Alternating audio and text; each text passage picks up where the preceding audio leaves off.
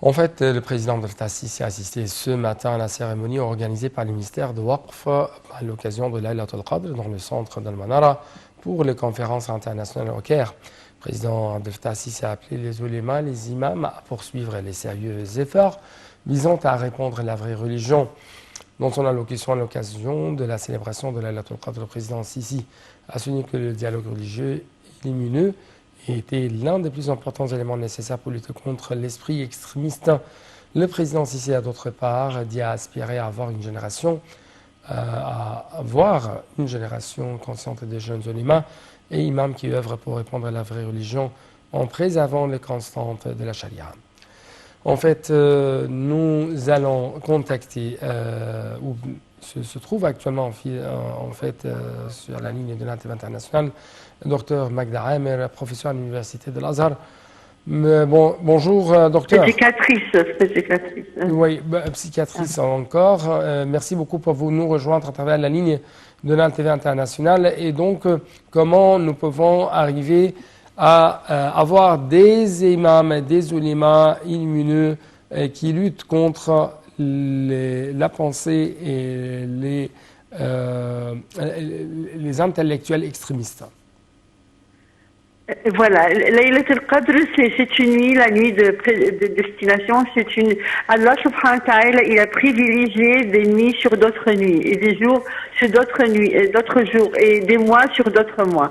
Et voilà, on a le mois de Ramadan est privilégié sur tous les autres mois. Ainsi, la nuit de Laylat al-Qadr, c'est une nuit qui est très spéciale, c'est une nuit sacrée, car Allah subhanahu wa ta'ala, il nous a dit dans le Coran, dans Surat al-Qadr, Inna anzalnahu fi laylat al-Qadr wa ma adraka laylat al-Qadr khayrun min alf shahr. C'est une nuit qui est mieux que 83 ans d'adoration. C'est vraiment, il y a énormément de mérite lorsqu'il faut apprécier cette nuit, et puis surtout qu'on ne sait pas exactement en quelle nuit. C'est une des nuits des nuits impaires du 10 derniers jours du Ramadan. On sait que le Coran a été révélé du ciel, enfin le très haut, le ciel peuplé, le Bayt al-Ma'mour, enfin, et il est descendu au premier ciel qui est plus proche de la terre. Ainsi cette nuit. Et ensuite, pendant 23 ans, il a été révélé sur le prophète sallallahu alayhi wa sallam, d'après les incidences et tout.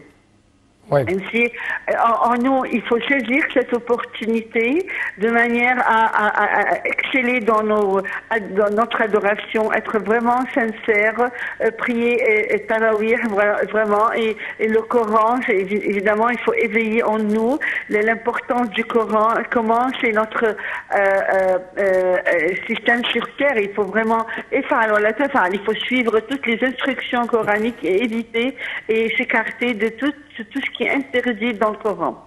Ouais. Voilà, un bon musulman, il va renouveler sa page, il va d'abord il va se repentir, demander le pardon, et Allahumma innaka afoun karim tuhibbul afw fa'fu anna.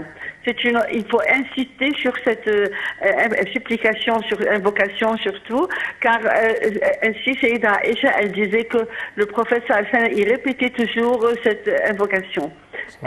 Et puis l'istighfar, demander le pardon.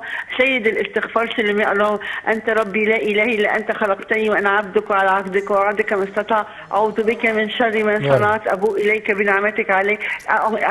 Je ne veux pas dire tout, enfin c'est long. Et puis voilà, exceller de manière à Inch'Allah, par la fin du Ramadan, on sera parmi ceux qui sont acquittés de l'enfer. Ya Rab, Inch'Allah. Et ça, c'est le but, car Ramadan kafar, c'est une expiation de nos péchés. Et celui qui n'a pas saisi cette opportunité, il a énormément perdu, évidemment, parce que personne d'entre nous n'a pas commis des péchés, c'est normal, on est des êtres humains.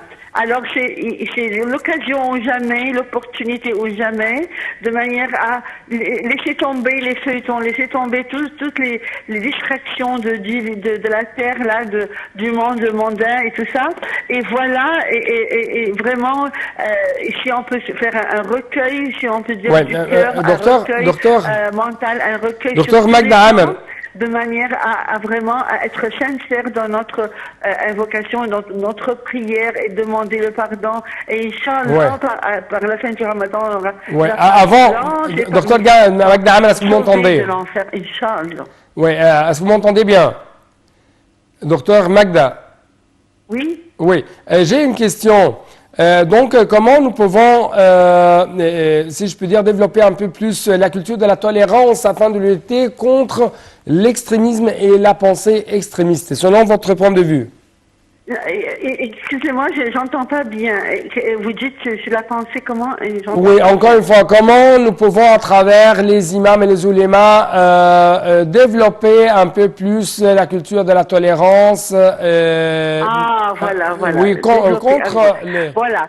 Et il faut comprendre qu'il ne s'agit pas de... Le ramadan était une autre discipline pour nous. Et il ne s'agissait pas de s'abstenir de manger, de boire, et c'est tout. Mais c'était tout un comportement. Allah subhanahu wa ta'ala, il veut qu'on comprenne que le but de l'islam, alors, c'est-à-dire, le but, c'est de parachever des bonnes manières, à la bienséance, à la compassion, à la tolérance, quand vous voulez dire. Et tout ça, c'est le comportement. Il faut que vraiment, le bon musulman, il faut qu'il soit un ambassadeur de l'islam. Ouais. Il ne s'agit pas qu'il prie, voilà, ça c'est son devoir envers Allah, c'est le devoir vertical, mais il a aussi un devoir horizontal envers les autres humains, et même envers les animaux, même envers les voisins, même envers les parents, envers les enfants, et ainsi de suite. C'est tout il s'agit pas d'insulter ou de lever la voix ou de se mettre en colère. Tout ça, c'est pas le bon comportement d'un musulman, ni et de transgresser les autres, de violer les droits des autres. Ouais. Ça, c'est tout, c'est ce qui compte en islam. Il faut bien comprendre que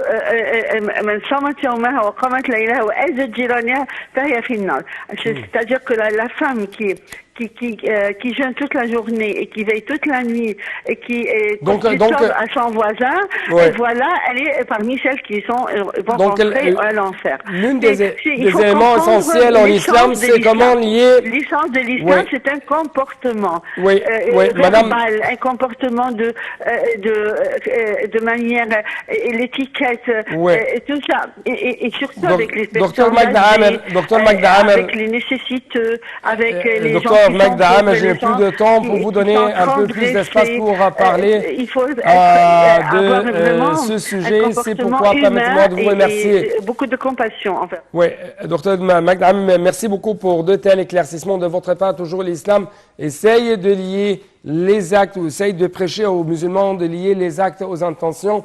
Merci beaucoup, chers téléspectateurs, pendant votre attention à cette couverture tout à fait spéciale consacrée aux activités présidentielles. Et il ne reste que vous dire merci et au revoir.